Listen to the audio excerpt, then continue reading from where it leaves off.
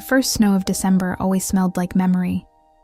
Cold air sharpening the edges of everything Sophie Bennett had spent 5 years trying to forget.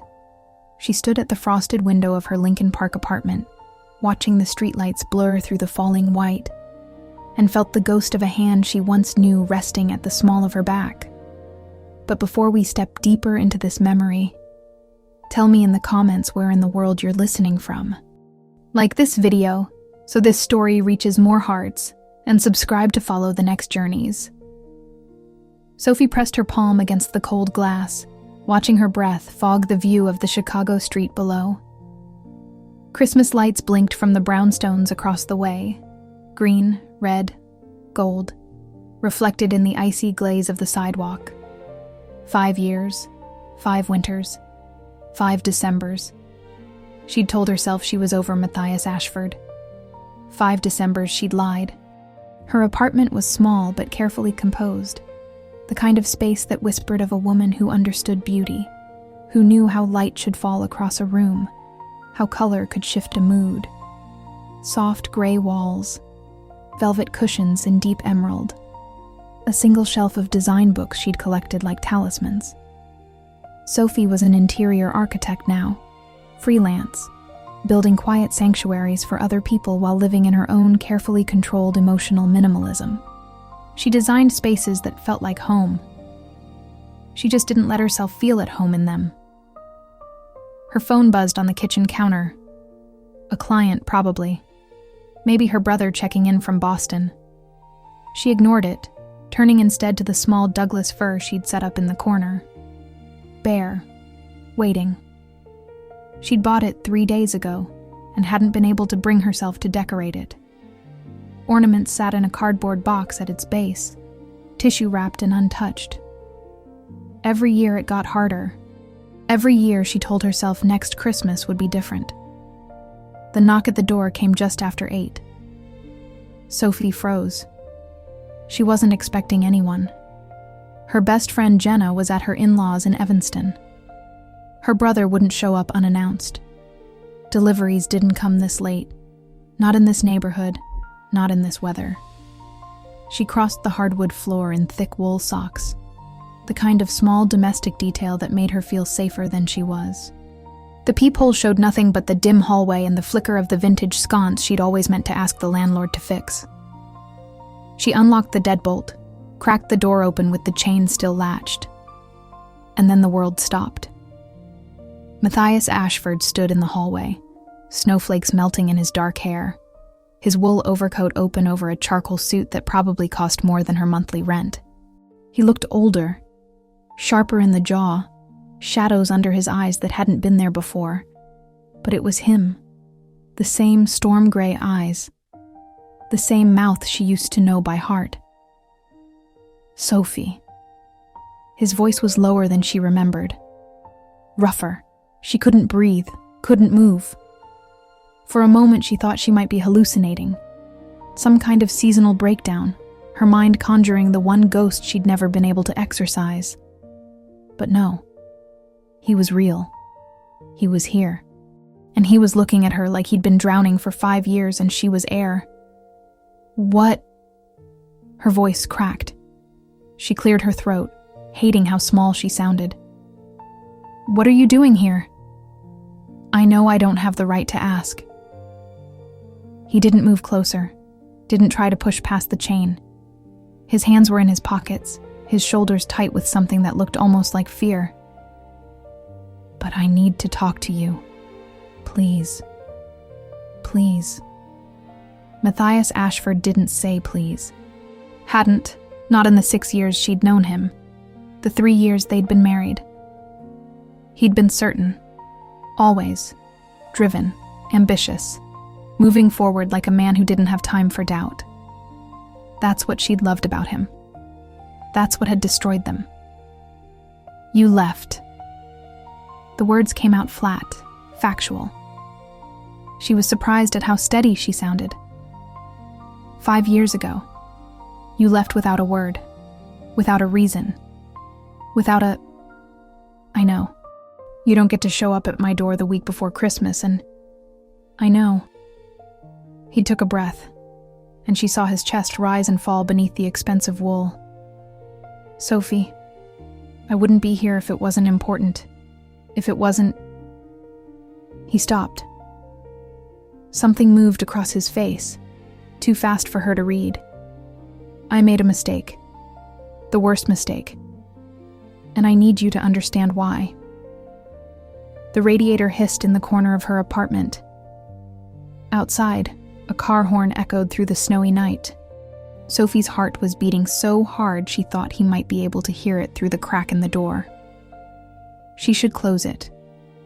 She should tell him to leave, to go back to whatever empire he'd built in the wreckage of their marriage. She'd heard about Ashford Coastal, the luxury resorts that stretched across the Florida Keys, the Outer Banks, the California coast. She'd seen his name in design magazines. In business journals Jenna sometimes left at her apartment like landmines.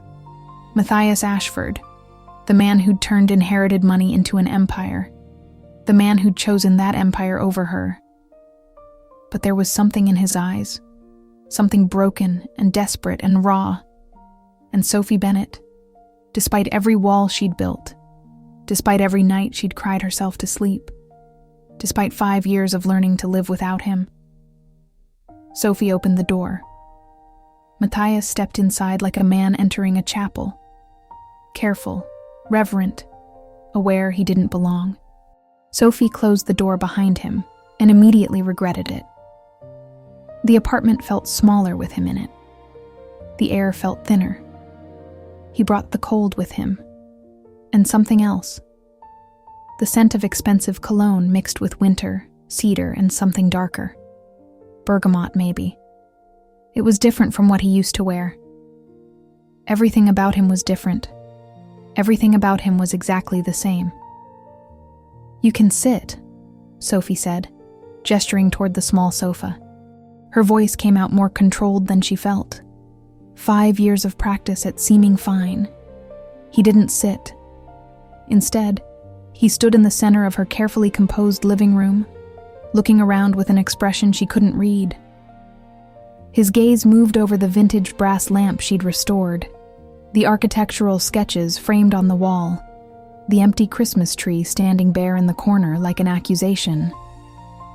"You're still designing," he said quietly. "I'm an interior architect now. Freelance." She crossed her arms, a defensive gesture she hated as soon as she did it. "I have my own clients, small projects mostly. Residential renovations, boutique hotels, a few restaurants." "I know." He turned to look at her, and something in his expression made her stomach drop. "I've followed your work. The brownstone restoration in Wicker Park last year. The one with the original moldings and the modern kitchen integration. That was yours." Sophie felt heat rise in her chest. Anger, maybe. Or something more dangerous. "You've been keeping track of me?" "I never stopped." The words were simple, devastating. He said them like a confession. "I know you worked on the Larkin Hotel lobby downtown. I know you won that design award from the Chicago Architecture Foundation 2 years ago. I know..." He stopped himself, jaw tightening. "I'm sorry. I don't have the right." "No," Sophie said. "You don't." Silence filled the space between them. Outside, the snow was falling harder now, muffling the city sounds, turning Chicago into something softer, quieter. The kind of night that used to make them stay in bed all day, tangled in sheets and each other, the world forgotten. Sophie moved to the kitchen, not because she wanted to, but because she needed distance, needed her hands to do something other than shake. "Do you want coffee?" The question came out automatic, hostess mode engaging before she could stop it.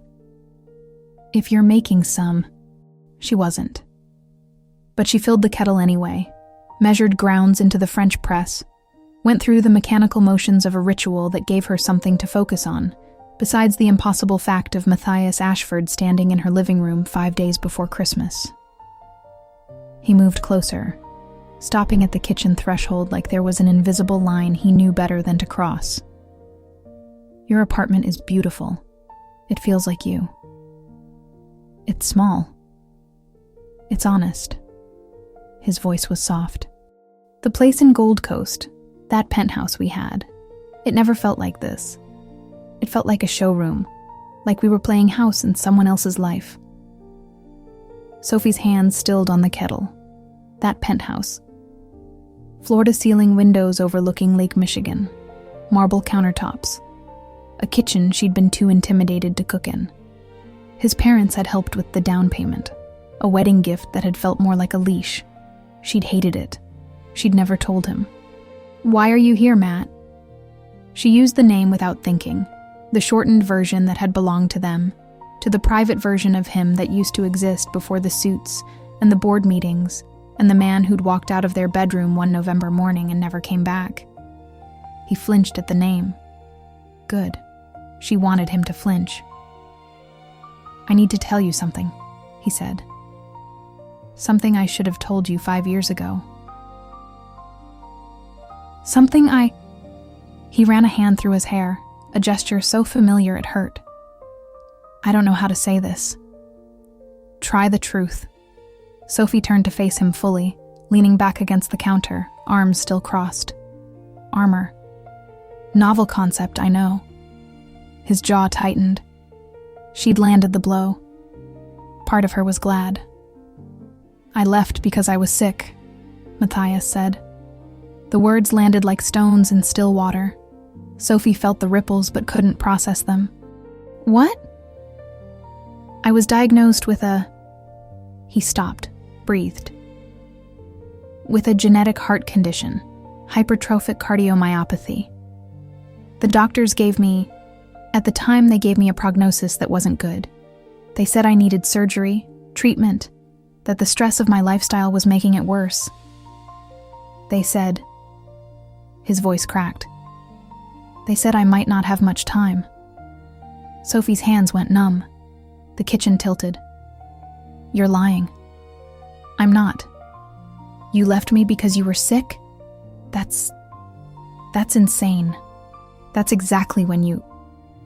She couldn't finish the sentence.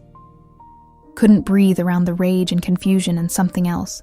Something that felt like the ground opening up beneath her. "I know." Matthias took a step closer, and she saw it now. The fear in his eyes, the shame. "I know it doesn't make sense. I know it was wrong. But Sophie, I couldn't let you watch me die. I couldn't let you put your life on hold, your career, your future, to take care of a man who might not make it to 35. You were 26. You were just starting. You deserved more than that. So you decided for me." Her voice was shaking now, all the control gone. "You just decided I didn't get a choice. You walked out without a word, without an explanation, and let me think. Let me spend 5 years thinking I wasn't enough, that I'd done something wrong, that you just stopped loving me. I never stopped loving you." The words came out raw, desperate. "Sophie, I never... Not for 1 second." The kettle screamed. Sophie jerked toward it, twisted the knob off, stood staring at the steam rising like a ghost between them. Her eyes were burning. She would not cry. She would not give him that. When she turned back, Matthias was closer. Close enough that she could see the scar at his collar. New, thin, surgical. Close enough that she could feel the heat of him. The pull that had never gone away no matter how many years, how many walls, how many nights she'd told herself she was over him. "I had the surgery," he said quietly. 18 months of recovery. I'm fine now. The doctors say I'm fine. But Sophie? His hand lifted, hesitated in the air between them, then fell. "I came back because I needed you to know the truth. Because you deserve to know I didn't leave because I stopped loving you. I left because I loved you too much to..." "Don't." Sophie's voice broke on the word. "Don't make yourself the hero of this story. You don't get to do that." They stood there, 2 feet apart in her small kitchen, the space charged with 5 years of silence and grief, and something neither of them knew how to name anymore. And then Matthias did something she didn't expect. He reached into his coat pocket and pulled out a small velvet box, worn, familiar, the same forest green she remembered, and set it on the counter between them. Her grandmother's ring, the one she'd left behind when she'd finally moved out of the penthouse 6 months after he disappeared. The one she couldn't bear to take with her. "I kept it," he said. "I kept everything." Sophie stared at the velvet box like it might detonate. Her grandmother's ring, the only thing of value she'd owned when she married Matthias. The only piece of her childhood she'd carried into their life together. An Art Deco sapphire, small and delicate, that her grandmother had worn for 53 years of marriage. Sophie had left it behind, because taking it felt like admitting the marriage had ended. Leaving it felt like leaving a piece of herself in that cold penthouse, waiting for a man who never came home. "Why would you keep it?" Her voice was barely a whisper. "Because it was yours. Because I thought..." Matthias stopped, his hand hovering near the box but not touching it. "I thought maybe someday I'd be able to give it back to you. To explain. To..." He shook his head. "I don't know what I thought." Sophie's hands were shaking. She pressed them flat against the counter, grounding herself in the cool marble, in the solid reality of her kitchen, her space, her carefully rebuilt life. "You don't get to do this. You don't get to show up with explanations in my grandmother's ring and expect, what? Forgiveness? Absolution? I don't expect anything." His voice was rough with something that sounded like pain. "I just needed you to know the truth. I needed you to know it wasn't you. It was never you. But it was me who had to live with it." The words came out harder than she intended, sharp enough to cut. "It was me who came home to an empty apartment. Me who called your phone 100 times. Me who went to your office and your parents' house and every place I could think of, looking for you like a crazy person. Your mother looked at me like I was pathetic, Matt. She told me..." Sophie's throat tightened. "She told me you'd made your choice, and I needed to respect it." Matthias's face went white. "She knew. My parents knew. I told them I needed them to..." He stopped, something like anguish crossing his features. "God, Sophie, I'm so sorry." Sorry doesn't fix 5 years. But even as she said it, Sophie felt something cracking inside her, something she'd kept frozen and safe. Because the worst part wasn't the anger. The worst part was that she could feel it already. That terrible, treacherous hope. The part of her that had never stopped loving him, that had been waiting all this time for an explanation that would make it hurt less. The snow was still falling outside, thick and silent. The apartment had grown darker, lit only by the single lamp in the living room and the string of lights from the building across the street.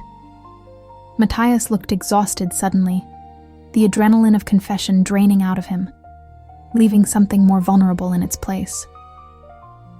"Sit down," Sophie said quietly. "Please. You look like you're going to fall over." He did, sinking onto her sofa with a heaviness that spoke of more than physical fatigue. Sophie stayed in the kitchen, needing the distance, the counter between them like a demilitarized zone. She poured the coffee she'd made, added cream to his without asking because she still remembered, hated, that she remembered. She brought the mugs over, set his on the coffee table, curled into the armchair across from him with hers cradled in both hands. The position was defensive, protected. Everything about her posture said, "Don't come closer." "Tell me about the surgery," she said, not because she'd forgiven him, but because she needed to understand, needed to map the geography of the last 5 years, to fill in the blank space where her husband had disappeared. Matthias wrapped his hands around the mug, but didn't drink. It was complicated. They had to do a septal myectomy, basically remove part of the thickened heart muscle that was obstructing blood flow. The recovery was... He paused. It was bad. 6 weeks in the hospital. Months of cardiac rehab. I couldn't work, couldn't think straight half the time from the medications. My father had to take over the business. That's when... His mouth twisted. That's when everything changed with Ashford Properties. When it became Ashford Coastal. The resorts, Sophie said. She'd read about them, couldn't help herself. Late-night internet searches when she was weak and lonely and needed to know he was still alive somewhere in the world. My father wanted to sell. The company was struggling, and with me sick, he thought it was time to cash out. But Matthias looked down at his hands. I couldn't let it go. It was the only thing I had left. So I fought him, made decisions from a hospital bed, pivoted the whole business model to coastal luxury properties, took every risk I had left in me because... He met her eyes. Because I'd already lost everything that mattered. The words hung in the air between them. Sophie felt them land in her chest, heavy and true and infuriating. You didn't lose me, she said, voice tight. You left me. I know. Stop saying that. She set her mug down too hard, coffee sloshing over the rim. Stop saying I know like it means something. Like acknowledgement is the same as... She stopped, pressing her fingers to her eyes. She would not cry. You made a choice, Matt. Maybe it came from fear. Maybe it came from some misguided idea of protecting me. But you made a choice, and that choice broke me. Do you understand that? You broke me. Yes. His voice was barely audible. I know I did. They sat in silence. The radiator hissed. Outside, the city hummed its winter song. Traffic and wind and the distant sound of someone's Christmas music drifting through the walls. Sophie thought about the girl she'd been 5 years ago. 26, newly married, working at a prestigious design firm, her whole life ahead of her. That girl had believed in forever. That girl had trusted that love was enough. She wasn't that girl anymore. What do you want from me? Sophie asked finally. Why now? Why show up right before Christmas with your truth and your apologies and... She gestured at the velvet box still sitting on the counter. And my grandmother's ring? Matthias leaned forward, elbows on his knees, hands clasped. The position made him look younger, more like the man she'd married. I want... He stopped. I don't know if I have the right to want anything. But I came because I'm in Chicago for the holidays, opening a new property in Lake Geneva after the new year. And I told myself I'd just drive by your building, just see if you were okay. But then I was standing outside your door and I couldn't... His voice broke. I couldn't keep carrying this guilt, this lie between us. Even if you never speak to me again after tonight, I needed you to know the truth. Lake Geneva, Sophie repeated. Something clicked in her mind. The Ashford Estate Resort, the historic property conversion everyone's talking about. He looked surprised that she knew. You follow commercial real estate news? I follow design news. Your architect is brilliant. The renderings are... She stopped herself. This was not the conversation they should be having. It doesn't matter. It does. Matthias's eyes held hers. Everything about you matters. It always has. Sophie, I know I don't deserve a second chance. I know I destroyed any right I had to be in your life. But if there's any part of you that might be willing to what? She needed him to say it. Needed to hear what he was really asking. To let me try to make this right. Not to fix it. I know I can't fix it. but to try to show you that I never stopped." He stopped, swallowed. "That you were always the person I wanted to come home to." Sophie's heart was beating so hard it hurt. Every logical part of her brain was screaming to say no, to ask him to leave, to protect herself from the man who'd already destroyed her once. But there was another part, smaller, deeper, the part that still woke up reaching for him in the dark. That part was saying something different. "I have a project," she said slowly. "A client canceled last week. Renovation in the Gold Coast, ironically. A young couple expecting their first baby. They wanted me to design the nursery, but they're moving to Boston for work. I have the whole week free before Christmas." Matthias went very still. "Sophie, I'm not saying I forgive you. I'm not saying any of this is okay." She held his gaze, steady despite the trembling in her hands. "But I'm saying, if you're here, if you're really here, then maybe I need more than one conversation to figure out what that means." Something broke open in his expression. Relief and hope and fear all at once. "Anything. Whatever you need. Whatever pace you need. I'm not going anywhere." The promise felt too big, too breakable. Sophie didn't trust it, but she nodded anyway. Outside, the snow had turned Chicago into a snow globe, everything soft and possible and silent. And in her small apartment, with her ex-husband sitting on her sofa, holding cold coffee, and looking at her like she was the only real thing in the world, Sophie Bennett made a decision that terrified her. She decided to let him try. The next 3 days felt like living in a snow globe someone kept shaking. Beautiful and disorienting and impossible to get steady footing in. Matthias didn't push. He texted once each morning, simple messages that asked nothing. "I'm at the Drake if you need anything. Snow's supposed to stop this afternoon. Thinking of you." The last one had made Sophie's hands shake so badly she'd had to set her phone down and walk away from it. On the second day, she'd agreed to coffee. A neutral cafe in Lincoln Park, mid-afternoon, public and safe. He'd shown up in jeans and a sweater instead of the suit, looking more like the man she'd married than the billionaire CEO who'd appeared at her door.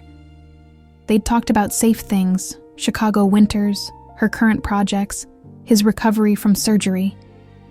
He'd told her about the cardiac rehab, the fear that had lived in his chest for 18 months, the moment the doctors finally cleared him to live a normal life. She'd told him about building her freelance business, the freedom and terror of working for herself, the small victories that felt enormous when you had no one to share them with. He'd almost reached for her hand across the table. She'd seen it. The aborted movement. The restraint. She'd been grateful. And disappointed. And angry at herself for the disappointment. On the third day, he'd asked if she wanted to see the Lake Geneva project. "Just professionally," he'd added quickly. "I know you said you follow design news. The architect mentioned wanting to hire a local interior consultant for some of the residential suites. I immediately thought of you, but I didn't know if that would be too complicated." It would be. It was. Sophie had said yes anyway. They drove up together on Friday morning, 4 days before Christmas, the city giving way to suburbs, giving way to snow-covered countryside. Matthias drove a Range Rover now, dark gray and understated, nothing like the flashy sports car he'd had when they were married. The interior smelled like leather and pine. He had a small wreath hanging from the rearview mirror. "Since when do you decorate for Christmas?" Sophie asked, surprised into the question. He glanced at the wreath, something vulnerable crossing his face. "Since I started trying to remember what it felt like to have something to come home to." The comment sat between them for the next 20 miles, too heavy to acknowledge, too true to dismiss. The Ashford Estate Resort sat on 30 acres of prime lakefront property, a historic mansion from the 1920s that Matthias's company had converted into an exclusive 12-suite hotel. The main building was stone and timber, all arts and crafts elegance, with floor-to-ceiling windows overlooking the frozen lake. Sophie fell in love with it immediately, professionally and personally. The bones were extraordinary. The restoration work was sensitive, respectful. Whoever had led this project understood the soul of the place. "She's here today, actually," Matthias said as they walked through the main hall. "Clara Zhang, the lead architect. I thought you two should meet if you're interested in Matt." A woman's voice, smooth and professional, cut through the space. Sophie turned to see a striking woman in her early 40s approaching. Sleek black suit, architectural glasses, the kind of presence that commanded rooms. "I didn't know you were bringing a guest."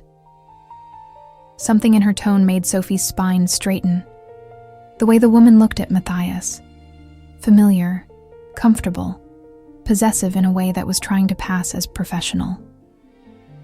"Clara, this is Sophie Bennett, interior architect, one of the best in Chicago.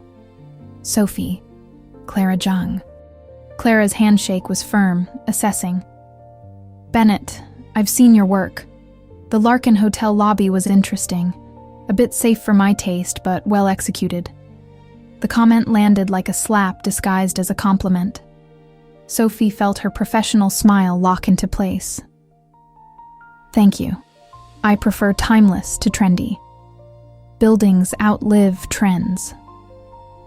Spoken like someone who plays it safe. Clara turned back to Matthias, effectively dismissing Sophie. "We need to discuss the presidential suite finishes. The tile supplier is pushing back on the timeline and we need to make a decision today. I'll look at it." Matthias's voice had gone tight. "Give us a few minutes to finish the tour first." "Of course." Clara smiled, but there was steel underneath. "Nice to meet you, Sophie. I'm sure Matt will give you a lovely tour." The emphasis on his name was subtle, but deliberate, acclaiming. She walked away, heels clicking on the restored hardwood. Sophie stood very still, processing. The way Clara had looked at Matthias, the way she'd said his name, the casual intimacy of it. "Sophie," Matthias started, "are you sleeping with her?" The question came out flat, direct. "What? No, God, no." He looked genuinely shocked. She's my lead architect. We work together. That's all." "She doesn't think that's all." "I can't control what other people think." "But you can control whether you encourage it." Sophie's voice was rising now, 5 years of buried anger finding a crack to pour through. "The way she touched your arm, the way she looks at you. Matt, I'm not stupid. I know you're not, and I'm telling you there's nothing between us. There's never been anything. Sophie, since the day I left, there hasn't been anyone. Not once. I don't believe you." The words came out harsh, defensive, because believing him would mean something. Would mean he'd been as broken as she had. And she couldn't afford to believe that. Not yet. You built an empire. You recovered from major surgery. You've been traveling, working, living a whole life. And you expect me to believe you've been celibate for 5 years? Yes. His voice was quiet, certain. Because I was still married. In my head. In my heart. Sophie. I never filed papers. I never even considered it. I know you could have. I know you had every right to. But I couldn't. Because ending it officially would have meant accepting that I'd destroyed the only thing that ever mattered. The admission hung in the air between them. Outside, the winter sun was brilliant on the snow-covered lake, turning everything white and blinding. Sophie felt like she was standing on ice, feeling it crack beneath her feet. I need air.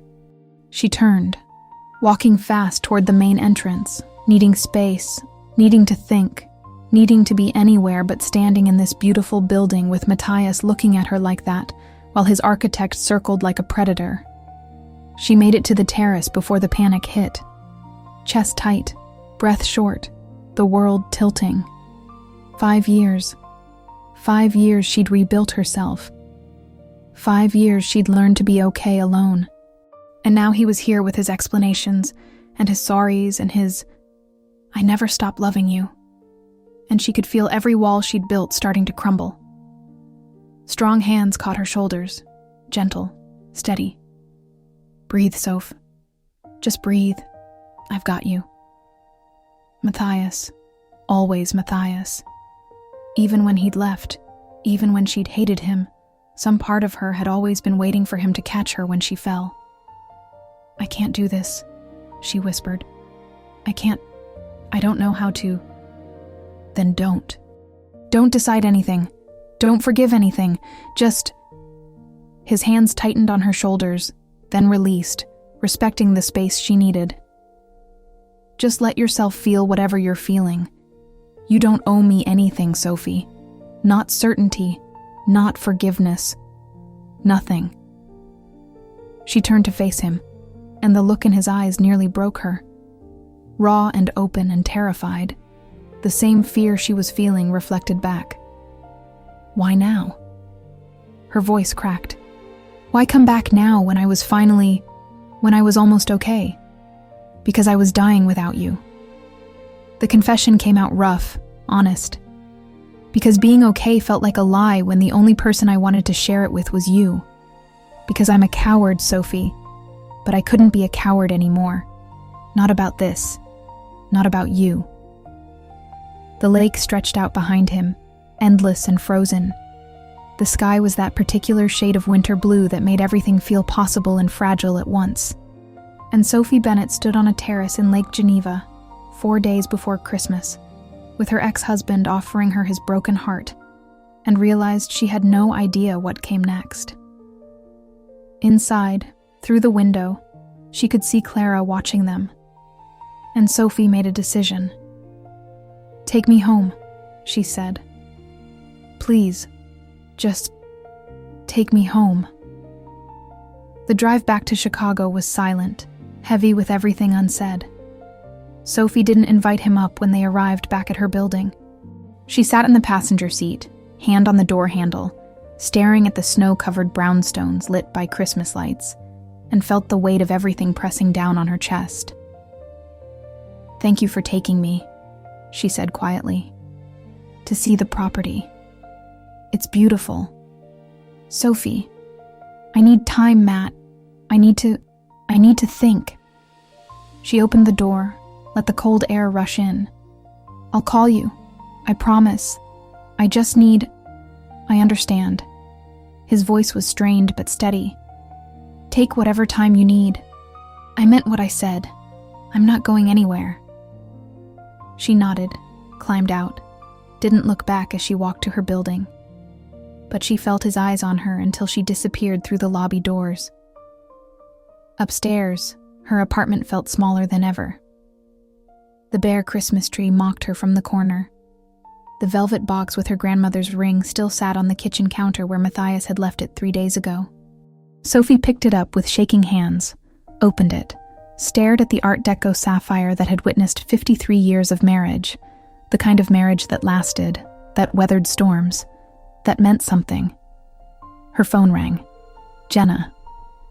"Hey, are you okay? You haven't answered my texts in 2 days, and I'm starting to worry that you've been murdered by a client with bad taste." Sophie laughed, but it came out wet, broken. "Matthias is back." Silence on the other end. Then, "I'm coming over. Don't move. Don't make any decisions. Don't do anything until I get there." 40 minutes later, Jenna was sitting on Sophie's sofa with 2 bottles of wine and a bag of Thai food, listening to the entire story with the focused intensity of a war strategist. When Sophie finished, Jenna was quiet for a long moment. "So he left because he thought he was dying," Jenna said slowly. And instead of letting you make that choice with him, he made it for you. Yes, that's the most romantic and infuriating thing I've ever heard. Jenna poured them both more wine. Soph, I'm going to say something, and you're going to hate me for it. Go ahead. I think you need to forgive him. Sophie's head snapped up. What? Not for him. For you. Jenna leaned forward, her expression serious. Babe, I've watched you for 5 years. 5 years of you being okay, but not happy. Functional, but not alive. You date occasionally, nice guys who bore you. You throw yourself into work. You don't decorate your Christmas tree. And every single time someone mentions Matthias, every time you see his company in the news or drive past that penthouse, you get this look on your face like someone just punched you in the stomach. That's not, it is. And I'm not saying what he did was right. It was stupid and paternalistic and emotionally devastating. But Sophie, Jenna's voice softened. He came back. He told you the truth. And unless I'm completely misreading this, you still love him. The words landed like truth. Sophie felt tears burn her eyes, finally spilling over. I hate that I do. I hate that 5 years wasn't enough to stop. I hate that he can walk back into my life and I just want to forgive him. I want to go back to when things were good. And I'm so angry at myself for wanting that. Why? Jenna reached over, took her hand. Why are you angry at yourself for still loving your husband? Because he broke me, Jen. He left me. And if I let him back in, if I give him another chance and he leaves again. Sophie's voice broke. I won't survive it. Not twice.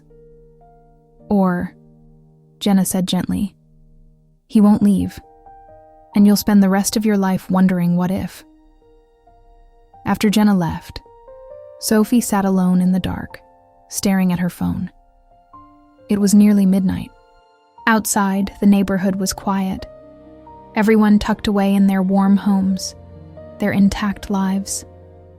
She thought about Matthias alone in his hotel room at the Drake. She thought about him keeping her grandmother's ring for 5 years like a prayer. She thought about the scar at his collar, the evidence of the surgery that had saved his life, the surgery he'd gone through alone because he'd thought he was protecting her. She picked up her phone. Are you awake? The response came in seconds. Yes. Can you come over? I need to talk to you. I'm on my way. 20 minutes later, Matthias was standing in her doorway again, hair disheveled like he'd been running his hands through it, eyes shadowed with exhaustion and hope and fear. Sophie let him in, closed the door, stood facing him in the dim light of her living room. I've been thinking, she said, about everything you told me, about why you left, and I need to understand something. Anything. Did you think I was weak? Her voice was steady now, clear. Did you think I couldn't handle it? That I would break under the pressure of loving someone who was sick? No. The answer came fast, vehement. God, Sophie, no. I thought... He stopped, swallowed hard. I thought you were too good, too pure, too full of light to waste your life on someone who might not make it. You were 26 years old with your whole future ahead of you, and I was terrified. Not just of dying, but of taking you down with me. Of watching you sacrifice everything, your career, your youth, your dreams, to take care of me. And then maybe losing me anyway and having nothing left. So you made the choice for me. Yes. And it was the worst decision I ever made. He took a step closer, and Sophie let him. Because I thought I was saving you. But all I did was hurt you in a different way. And Sophie, if I could go back, if I could do it over, I would tell you. I would let you choose. I would trust you enough to let you decide what you could handle. Sophie felt something loosen in her chest, some knot she'd been carrying for 5 years. I would have stayed. You know that, right? I would have stayed through all of it. The surgery, the recovery, all of it. That's what marriage means. I know that now. His voice was rough with emotion. But then, I was so scared, and I made a terrible choice out of fear and arrogance and misguided love, and I've regretted it every single day since. They stood in silence, 3 feet apart, the space between them charged with 5 years of grief and longing and unfinished business. Sophie looked at him, really looked, and saw past the expensive clothes, the success, the empire he'd built. She saw the man she'd married, the man who'd held her through her grandmother's funeral, the man who'd danced with her in their kitchen at midnight, the man who'd promised her forever and then disappeared, but only because he thought he was giving her a better life. It didn't make it right, but it made it human. I'm still angry, she said quietly. I'm still hurt. And I don't know if I can ever fully trust you again. I know. But I also... She took a breath, felt it shudder through her. I also never stopped loving you. And I hate that. I hate that you can break my heart, and I still... Her voice cracked. I still want you here. Something broke in Matthias's expression. Sophie, I'm not saying we can go back. We can't. Too much has happened. But maybe... She stepped closer, closed the distance between them until she could feel the warmth of him, smell the familiar scent of him underneath the expensive cologne. Maybe we can try to move forward. Slowly. Carefully. With honesty this time. Yes. The word came out like a prayer. Whatever you need. However long it takes. Sophie, I will spend the rest of my life earning back your trust if you let me. She reached up, touched the scar at his collar, the evidence of everything he'd survived, everything he'd hidden from her. He went very still under her touch, barely breathing. Promise me something, she whispered. Anything. Promise me that if you're ever scared again, if anything ever happens, you'll tell me. You'll let me choose. You'll trust me enough to decide for myself what I can handle. I promise. His hand came up, covered hers where it rested against his chest. She could feel his heartbeat, steady, strong, alive.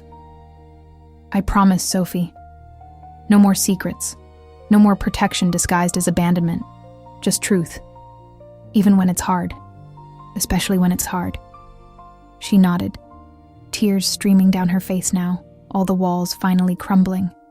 And when Matthias pulled her into his arms, when she felt herself collapse against his chest, and finally let herself cry for everything they'd lost, and everything they might still save, it felt like coming home after 5 years lost in the cold.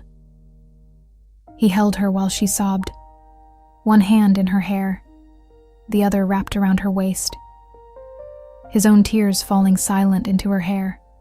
They stood like that for a long time, 2 broken people holding each other together in a small apartment in Lincoln Park, while the city slept and the snow fell soft outside the windows. Stay, Sophie whispered finally, pulling back just enough to see his face. Tonight, just stay with me. I don't want to be alone. Are you sure? She nodded. I'm sure. They moved to the bedroom, but not to make love. Not yet. That would come later, earned and chosen and right. Tonight they just needed to be close, to remember what it felt like to share space, to breathe the same air. Matthias held her as they lay in the dark, her back to his chest, his arm around her waist, their breathing slowly synchronizing.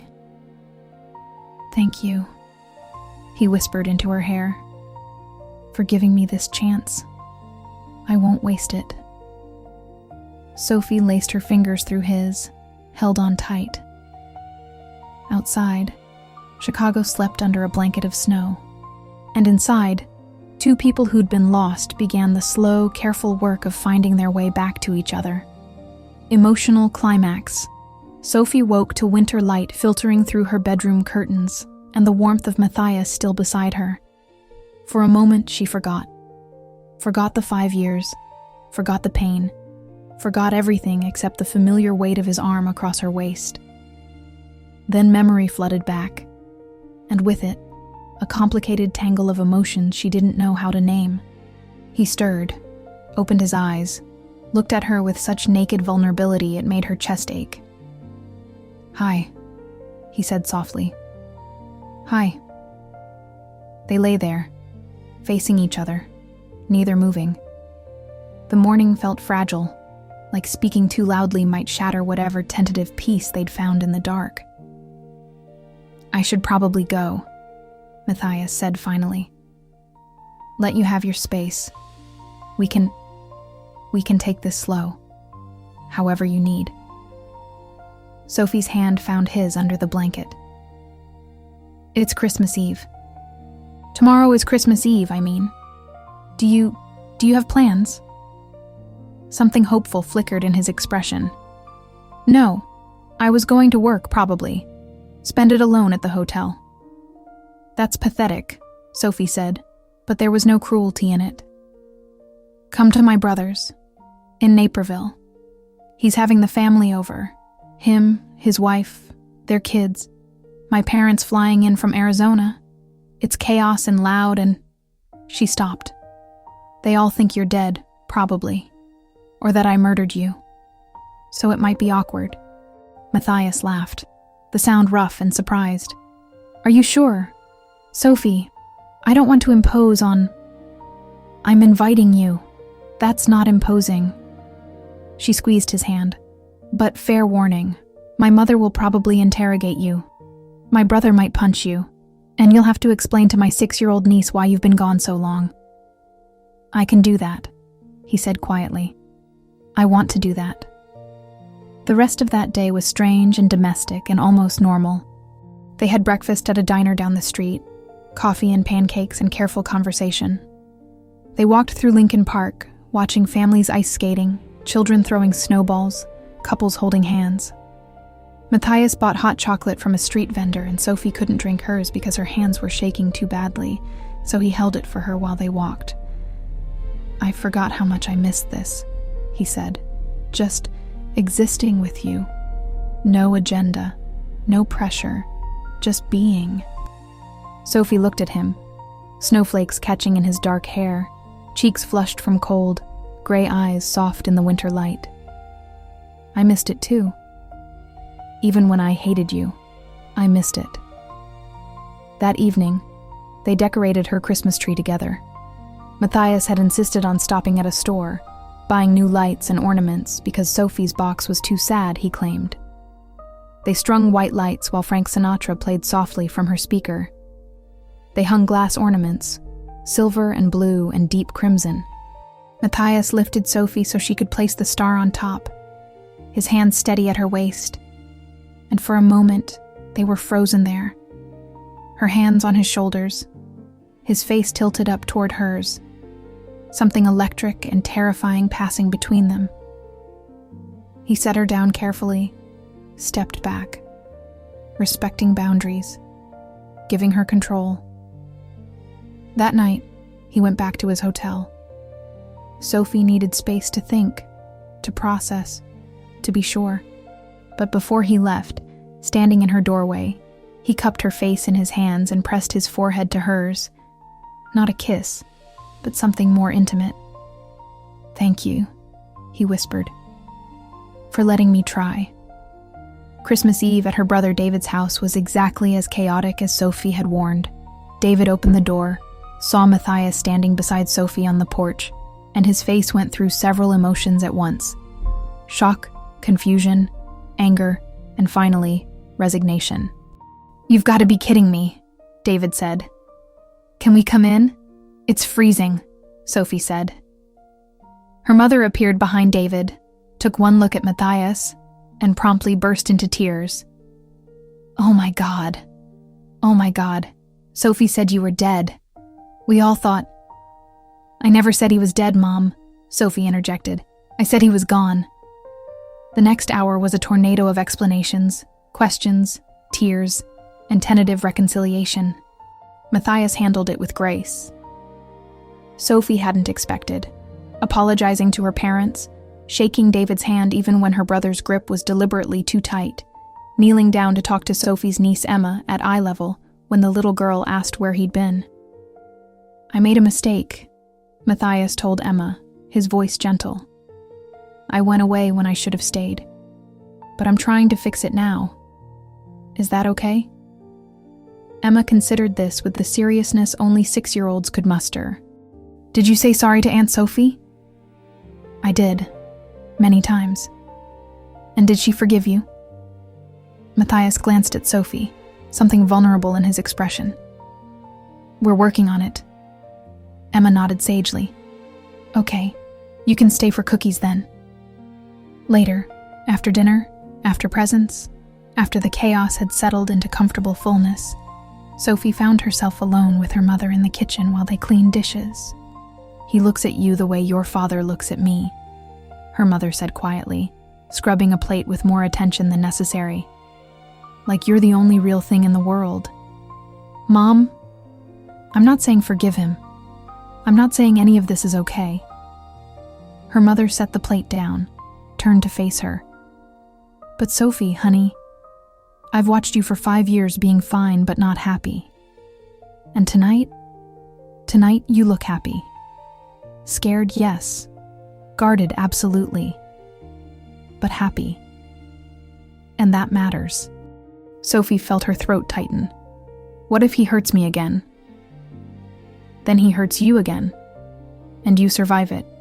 Because you're stronger than you think." Her mother squeezed her hand. "But what if he doesn't? What if this is real? Are you really going to let fear keep you from finding out?" In the living room, Matthias was sitting on the floor with Emma, helping her assemble a toy castle. David sat nearby, watching with wary but softening eyes. Through the window, snow was falling again, turning the suburb into something magical. Sophie's father appeared beside her, handed her a glass of wine. "He told me about the surgery, about why he left." "Yeah. It was stupid. Yeah. But it was also—" Her father paused.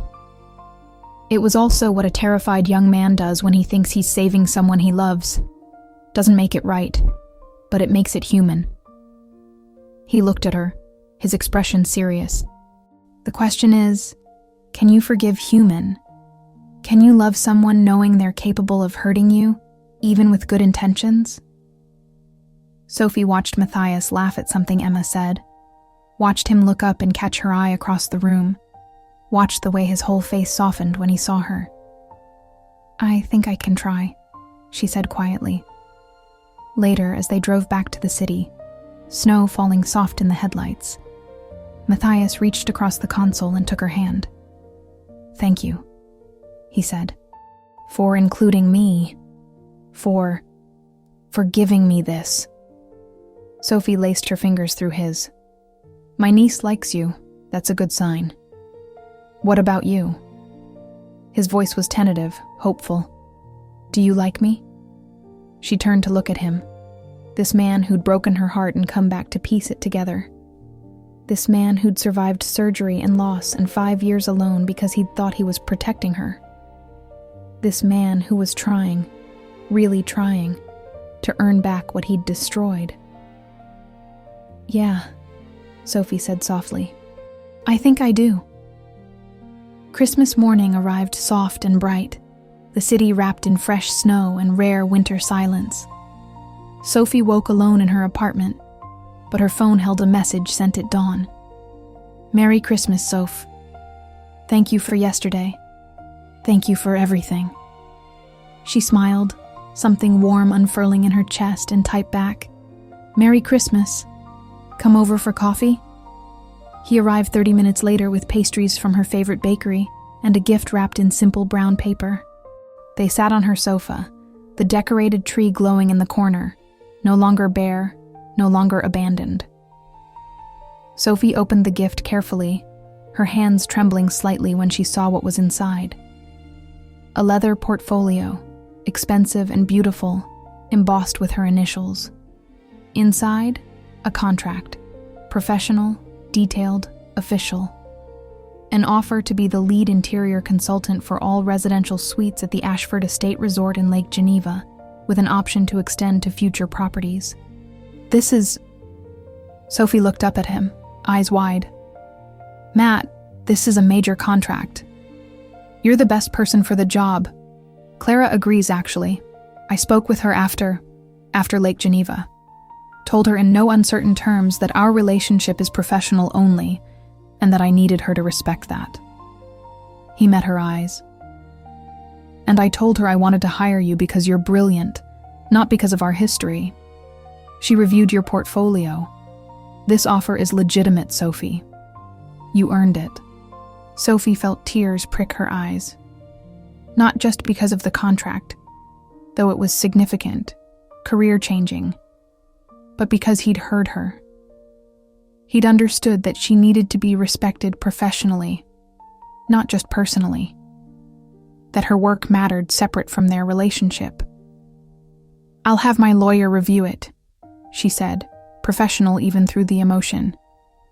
But Matt, thank you. This means everything. You mean everything, he corrected quietly. They spent Christmas Day together, slow and easy and domestic. They cooked dinner in her small kitchen. Nothing fancy, just pasta and wine and chocolate cake from a box. They watched old movies. They talked about the future, carefully, tentatively, but honestly. Matthias told her about his plans to expand Ashford Coastal, about wanting to build properties that felt like homes, not just hotels. Sophie told him about her dream of eventually opening her own firm, about wanting to create spaces that held memory and meaning. I want to be part of that, Matthias said. However you'll let me. Business partner, supporter, consultant, whatever you need. What about just... Sophie hesitated. What about just Matt? Not the CEO, not the empire builder, just the man I married. His eyes held hers, intense and soft at once. That's all I've ever wanted to be. For you.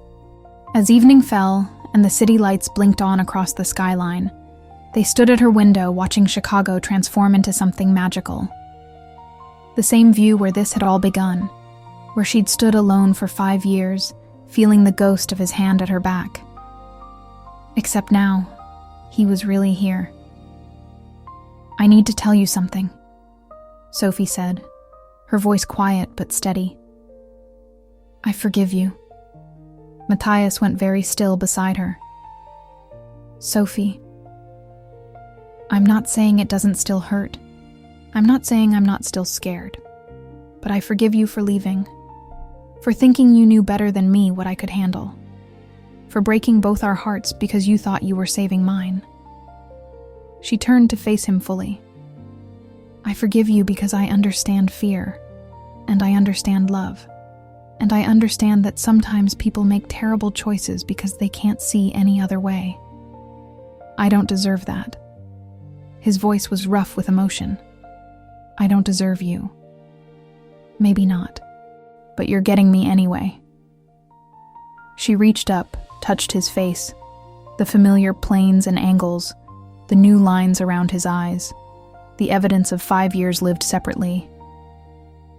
If you promise me, really promise me, that you'll never make choices for me again, that you'll trust me, that you'll stay, even when things are hard. I promise. He caught her hand, pressed it against his cheek. Sophie, I promise. I will stay. I will trust you. I will love you the way you deserve, with honesty and partnership and faith that you're strong enough to handle anything life throws at us. Then we try, Sophie whispered. We try to build something new. Not what we had before. We can't go back to that. But something better. Something earned. Something real, Matthias agreed. And then he kissed her. Soft at first. Tentative. Asking permission with every breath. Sophie answered by pulling him closer, by opening to him, by letting herself feel everything she'd locked away for 5 years. The kiss deepened. 5 years of longing and grief and hope pouring between them. And when they finally broke apart, both breathing hard, foreheads pressed together, Sophie felt something shift in her chest. The last wall crumbling, the last defense falling. "I love you," she said. "I never stopped.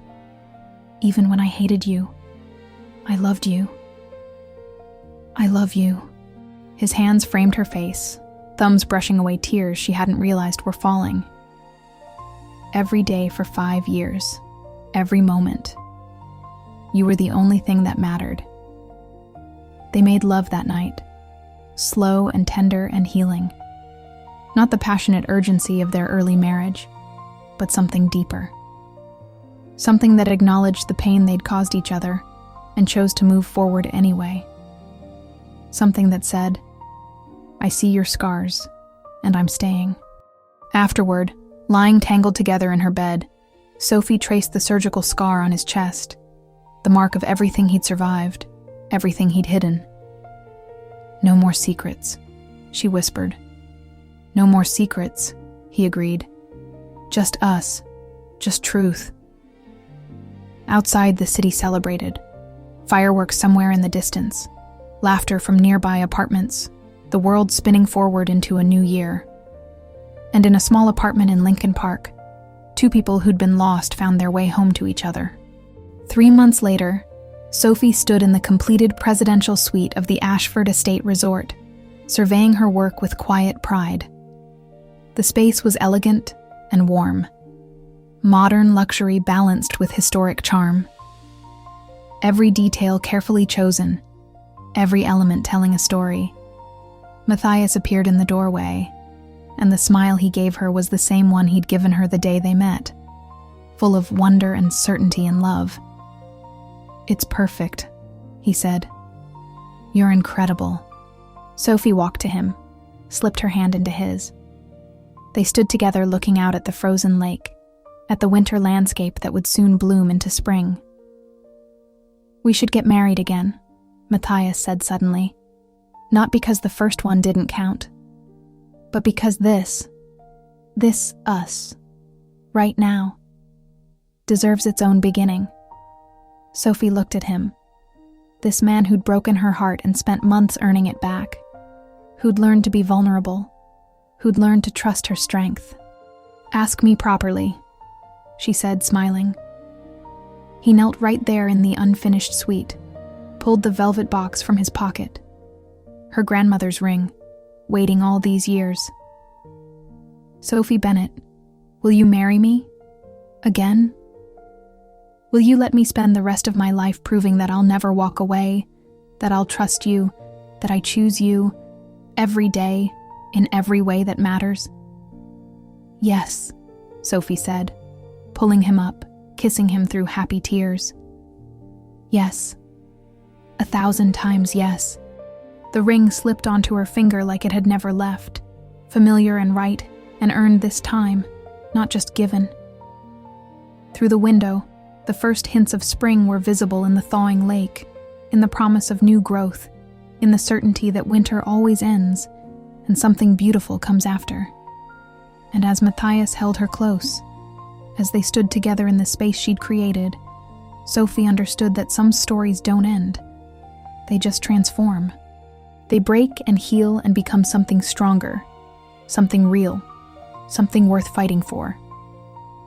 If this story touched you, leave your rating from 0 to 10 in the comments and subscribe for the next journey.